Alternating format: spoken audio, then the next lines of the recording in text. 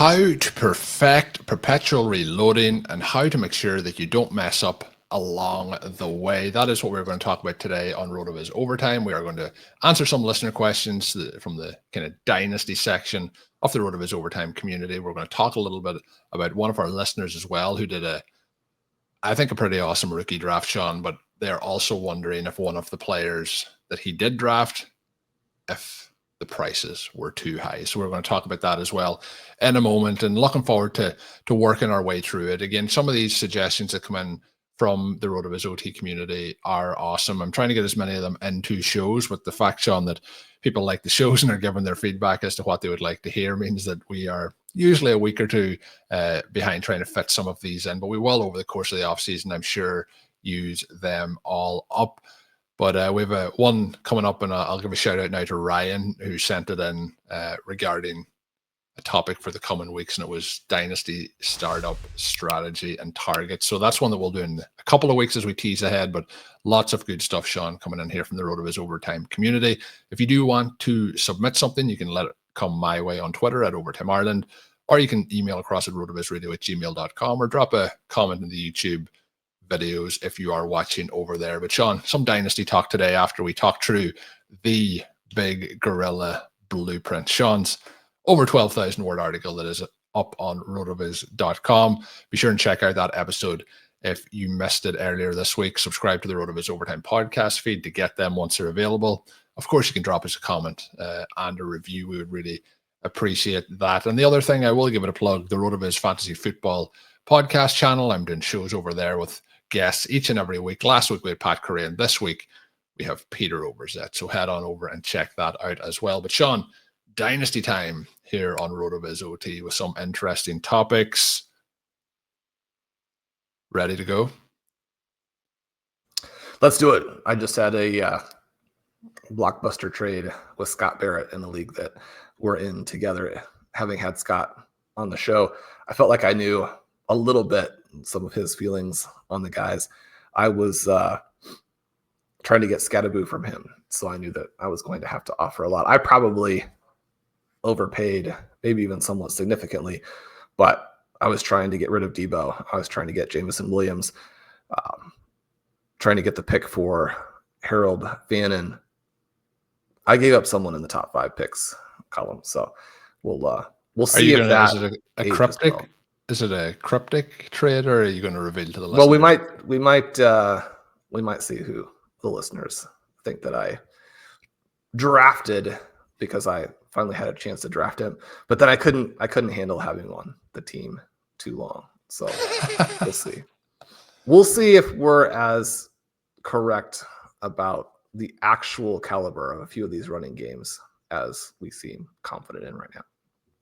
So we'll start off with the first question. Comes in from Eric, and he messaged. Again, there's lots of people who have said similar sentiments. He called it Dynasty Rookie Content Week, but we've had a couple of those, Shawn, over the last month or so. So lots of stuff, hopefully getting people set up for their drafts. He mentions last year he was struck by the injury bug and decided to reload. He traded away Christian McCaffrey and Kenneth Walker mid-season, and his Triflex non-tight end premium Dynasty roster entered the draft with the 103, the 104, the 304, the 305, along with 3 2026 firsts and his own 2026 second and third. So a lot of options there moving forward. The core of the team is Lamar Jackson, CJ Stroud, Jaylen Warren, Tyjae Spears, Marshawn Lloyd, along with Nico Collins, Lad McConkey, Zay Flowers, Rashee Rice, Brandon Ayuk, Rashid Shaheed, Tucker Kraft, Kyle Pitts at tight end. So he made a flurry of moves, moved those players, ended up with a load of picks. He sent the 103 and the 104 for the 101, got Ashton Jeanty. Then he sent 2 2026 first, kept his own. Both, he says, projected to be later, but he does say you never know. Those 2 first, Shawn, were for the 108. That was for RJ Harvey. Then he sent Rashee Rice, picked up the 204 and the 212, turned the 204 into Jayden Higgins, sent the 212 and the 305 for the 206, turned that into Cam Skattebo. Team looks to be pretty set up here, and he said, according to your rookie update, Shawn, on the 5th of May, he walked out with the 101, the 106, the 109, and the 111. He says can you ask Shawn, how did I do?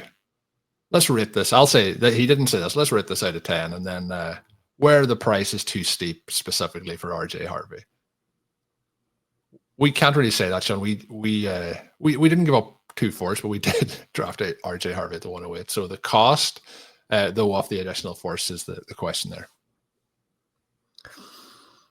I think that this team is going to certainly be more dynamic in 2025 than if you hadn't made these moves. And in many cases, that's really what you're looking for, right? Because these players are going to rise in value. You have the chance to retrade them. Colm, I think about these moves from a value perspective, and probably they're not that great.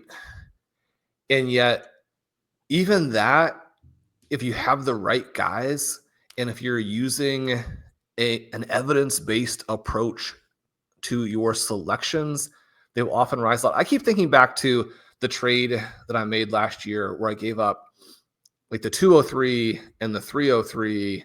Maybe it was the 201, the 301. Those specifics don't really matter, right? And ended up getting the 101 and the 201 in this year's draft. But the player that we traded out of in order to make that move was Bo Nix. And I mean, you would probably, it's going to depend a little bit. I'm trying to be somewhat skeptical of Nix going into 2025.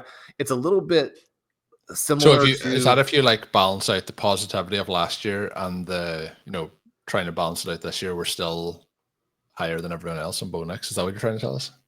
Well, one of the psychological traps for people is going to be this idea that, okay, I was right.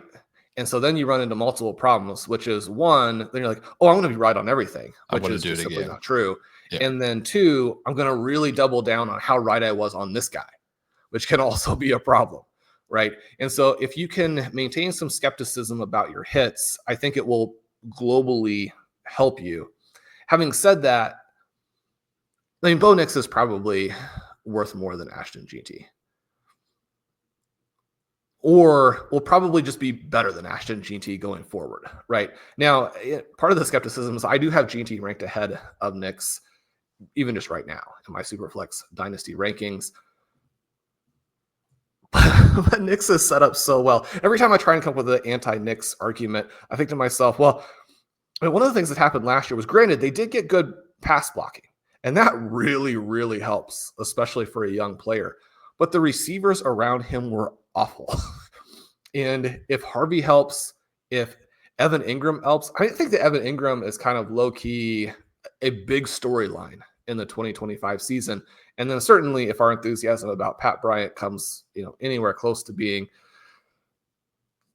I don't know, something that reflects reality. But you don't even necessarily need that if Marvin Mims takes a little bit of a step forward, if Troy Franklin takes a little bit of a step forward. I mean, Troy Franklin is kind of like a poor man Xavier Worthy, where if he had hit on a few more plays, he'd be looked at completely differently.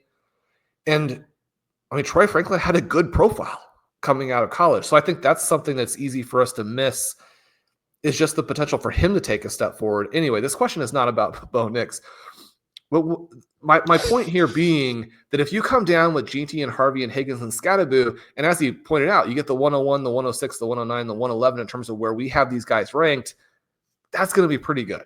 When we look at the individual trades, I would probably prefer to have both McMillan and Henderson to simply only have GT. Yeah, to take the one. That's the one trade here I was thinking I probably would have stayed and seen what came to me at the 103, 104 and have those 2 players added to this roster rather than just having GT. Now, if GT comes in and ends up, turning into Jamar Gibbs over the next couple of seasons or turning into Saquon Barkley in terms of scoring, that'll fade very, very quickly. But I think I would rather the 2 players that went at the 3 and the 4 versus the 1 player. Yeah, it always depends on who they become, right? Because if Ashton GT becomes Saquon Barkley, then you're like, I don't really care too much what I gave up. Except if Henderson becomes Jahmyr Gibbs and McMillan becomes Brian Thomas, then you're still looking at it like, well, I mean, maybe I'd prefer to have the 2 guys as opposed to the 1. this is an interesting trade because one of the things I think that we do always want to be thinking of is within my specific roster, within my specific constraints. If I'm trying to put forward the best starting lineup, what moves can I make, especially if it does still leave me with ammunition and or it leaves me with a very young team. Because if you have a very young team because of moves, you can get back out of it. Whereas if you trade to get an old team and you're wrong, then you're really stuck, right? So there's a difference between making a very aggressive moves for GT, Harvey, Higgins, and Skattebo than making aggressive moves for older players. The move for Harvey is interesting. It's again one where I probably prefer to have the future firsts. And I do wonder, and this is just pitching in, and Eric can probably reply, via email and let me know. But the picks that he made were the trade up for Ginty, the trade up for Harvey, the trade up for Skattebo, and they're all players that we like entering this season and have drafted ourselves. But looking at his roster, the running backs were Jaylen Warren, Tyjae Spears, Marshawn Lloyd, and there was some depth options, throughout the wide receiver position. And I wonder, is that part of the reason that he, aggressively traded up to try and get positional need versus see what the draft may, bring to him at the other positions, and then maybe try and sort some of these things out post-draft? Well, and again, if we're right, and I should say not just that, but even if we're wrong, but not terribly wrong, then GT and Harvey are going to be RB1s for you in 2025, which is a huge value as you build the dynasty teams. The Rashee Rice trade is interesting because I think people are going to generally look at this as not enough value. When Blair and I traded Garrett Wilson for the pick that was RJ Harvey and a future second, we immediately got similar trade offers for both Rice and for another similar veteran receiver, and we declined those. I'm probably going to counter at some point for 2 firsts and a second, 2 future firsts and a second for Rice, and see if that's at all in the ballpark. The team that we would be discussing it with, and this is always part of these trade conversations, it's a team that is always very, very good.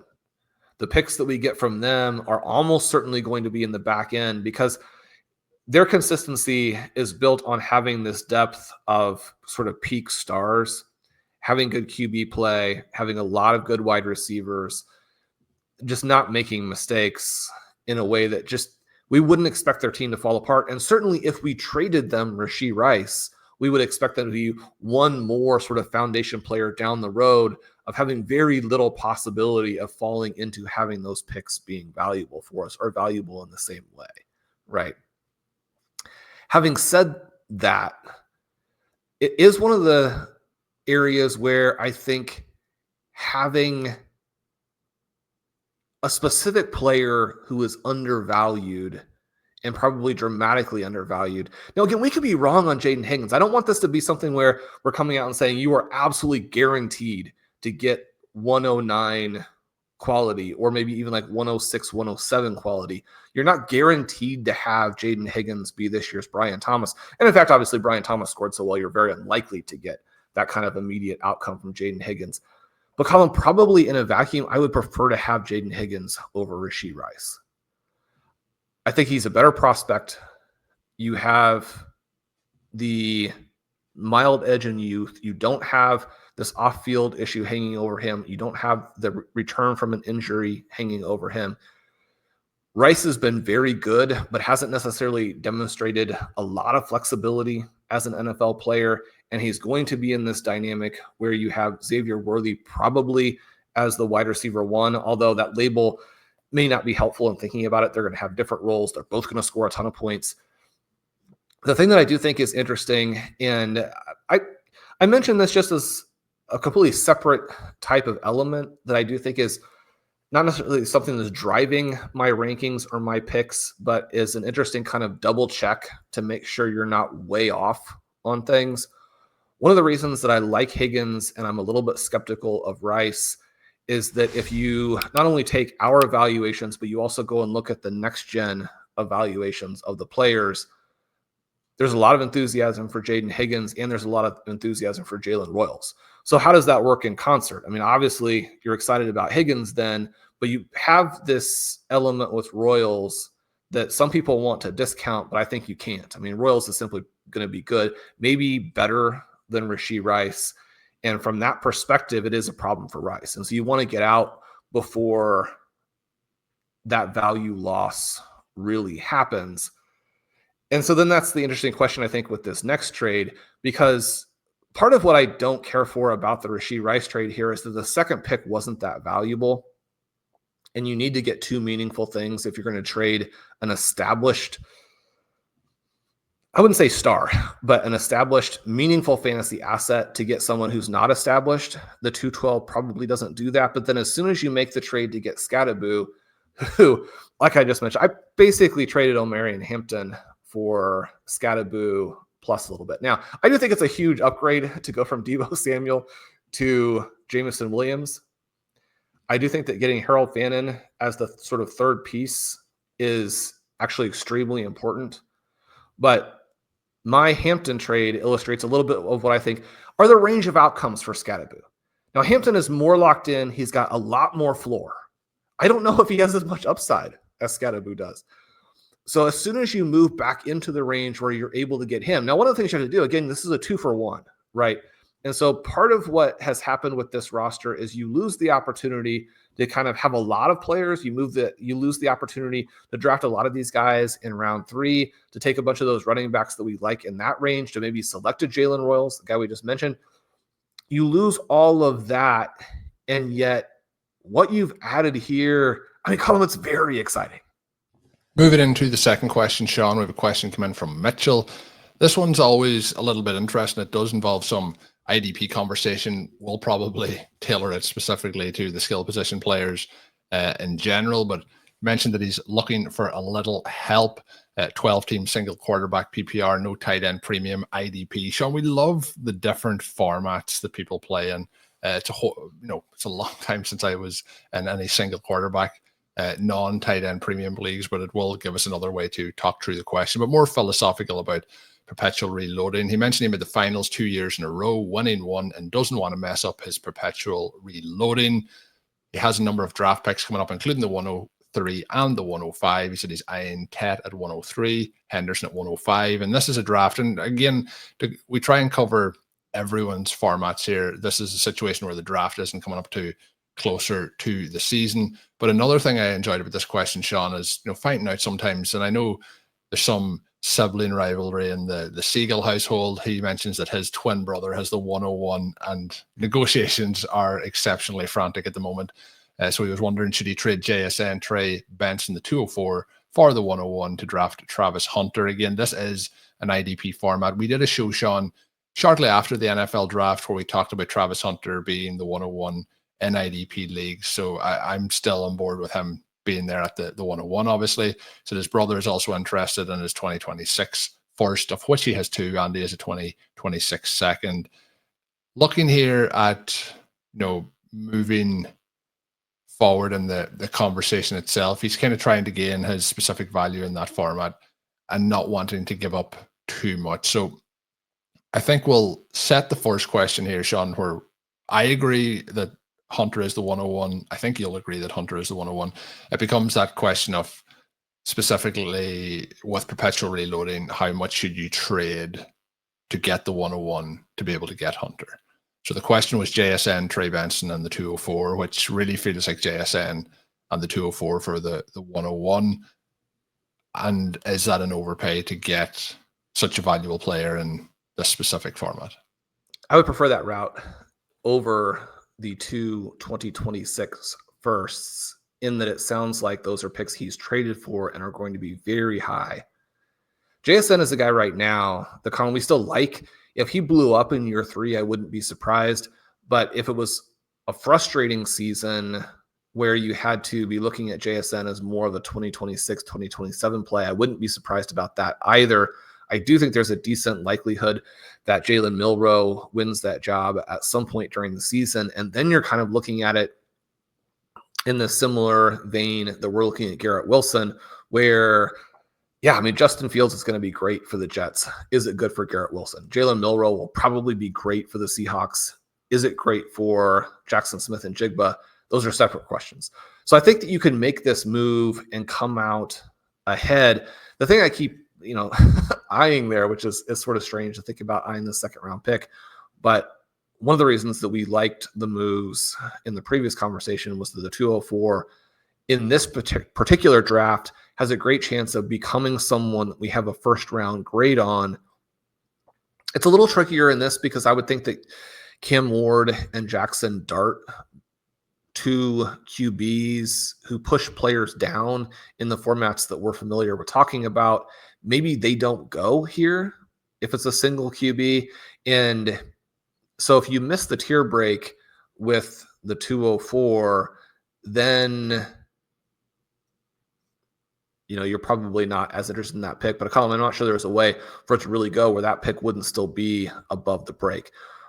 When you think about it from that perspective, it's almost something where, like, could you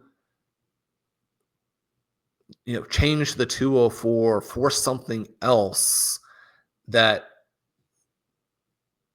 seems similar but doesn't have the same amount of upside that pick will eventually have? Colm, I've gotten some really aggressive offers already for Bashal Tootin, somebody who is often the guy who really hits the end of that tier break. You want to be thinking about Tootin or Skattebo or Jayden Higgins as being that 204. How does that change the way that you're viewing that trade? The second part then, to move into it, he mentions that he traded away Ricky Pearsall, DK Metcalf, DJ Moore, Travis Etienne, J.K. Dobbins, and Pacheco, all to acquire some of those future picks and the picks for this year that I mentioned a moment ago. He said adding Tet and Henderson this year and the two high first next year should keep him reloading, or that was his plan, but now he's trying to reconsider that strategy when he's looking at Hunter's potential. He assumes that he goes number 1, Ginty goes number 2. He said he needs a wide receiver, and Shawn is adamant that his Tet at the 103. He doesn't see a way that Hampton would go past the 104.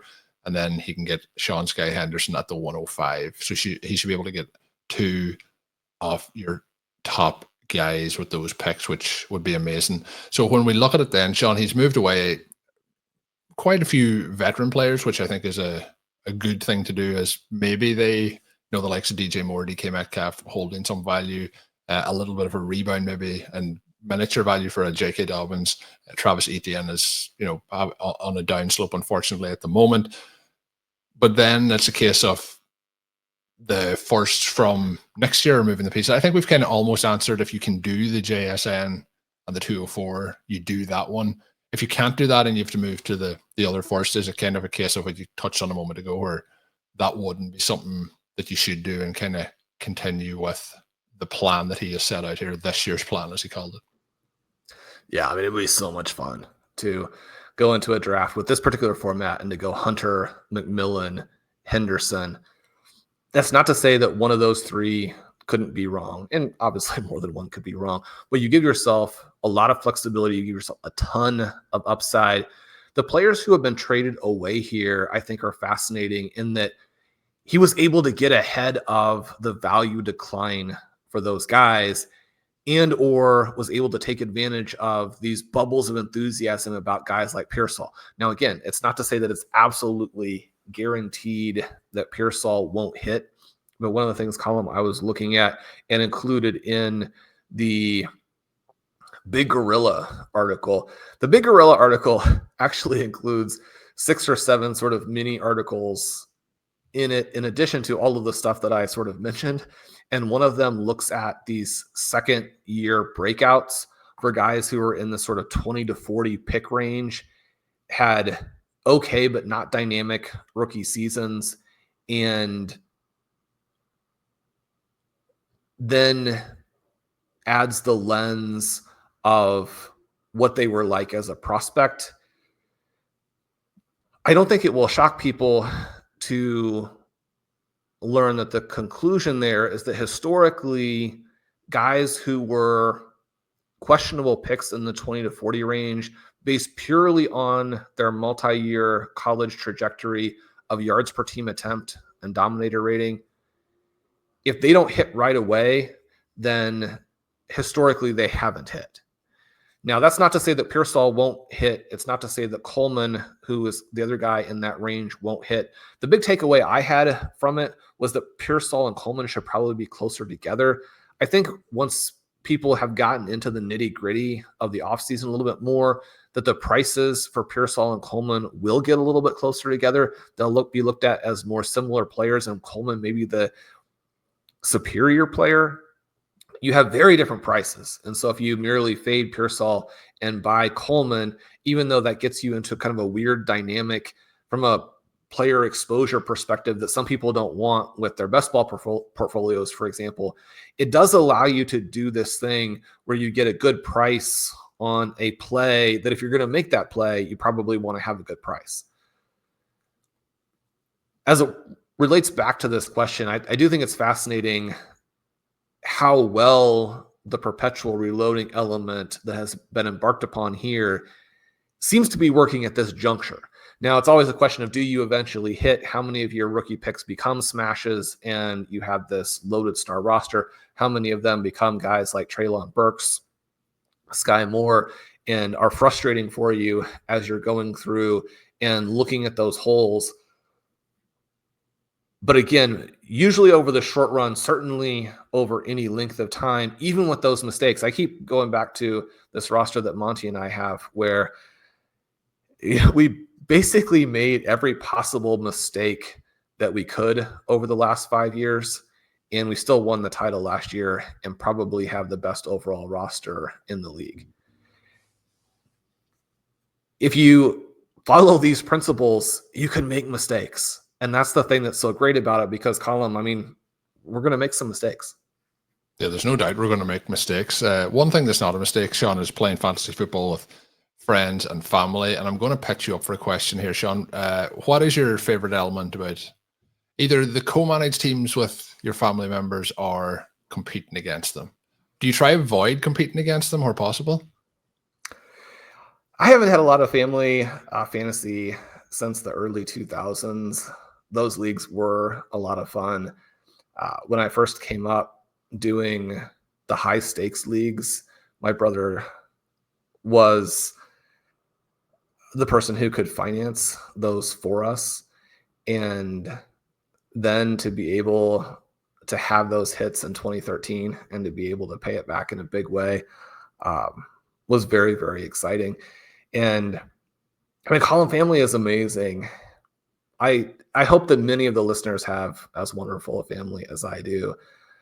My brother still listens to all of the podcasts, even though he's like not. Is that why you're being so nice now?